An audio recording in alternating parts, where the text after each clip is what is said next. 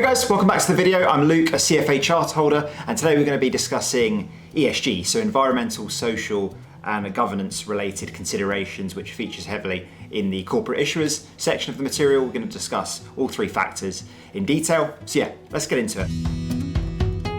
When it comes to ESG, we think about debt and equity investors, and what we're seeing more and more these days is that investors are taking more of the stakeholder view of corporate governance. So they want companies to be factoring in and considering the interests of all stakeholders in the company. And that includes employees, broader society, governments, regulators, and the environment.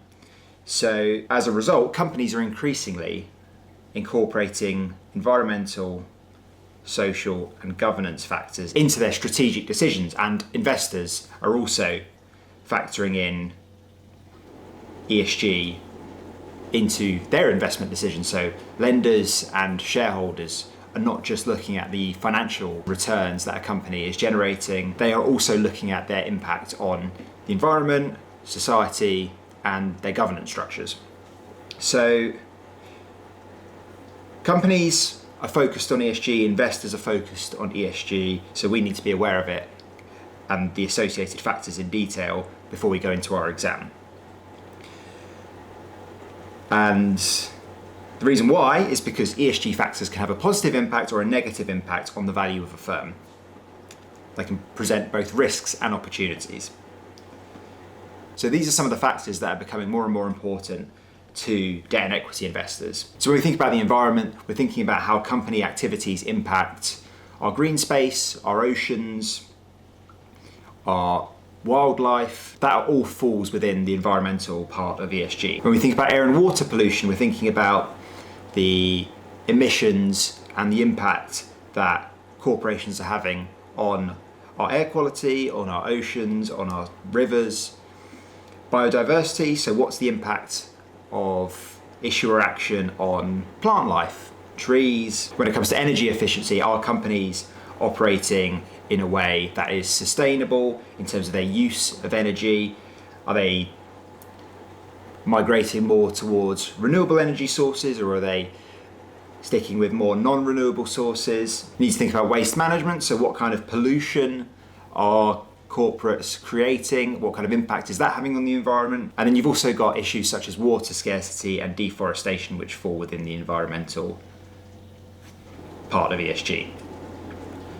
What's the impact of a company's activities on broader society? Are customers satisfied with the products and services they're receiving? Are they leaving positive feedback? If not, why? That can have an impact on a company's long-term health. If customers are spreading bad word of mouth about the company, they're not happy with the products, they're returning them.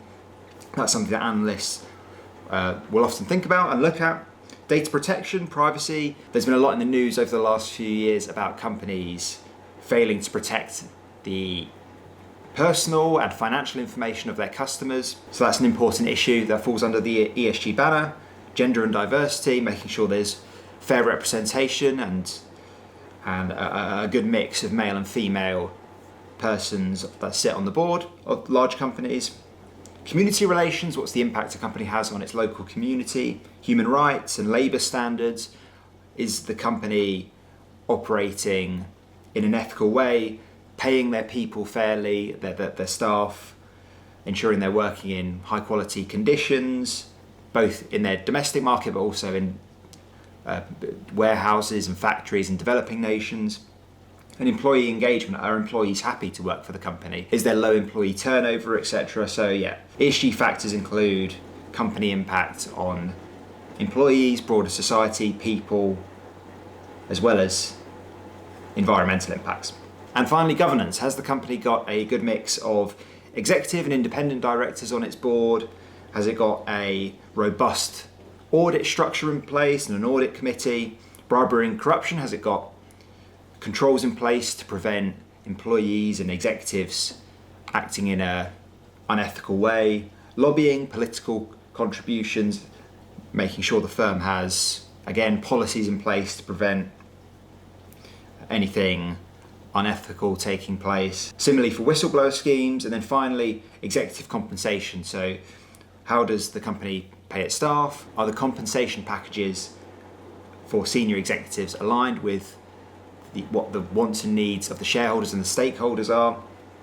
So yeah, governance is the third factor. So yeah, that's ESG in a nutshell. It's worth knowing these factors before you go into the exam. It can be tested, and it's an area that the curriculum is spending more and more time focusing in on. So yeah, it's worth knowing all these factors. Any questions, feel free to fire them off in the comments, and I'll see you guys in the next video.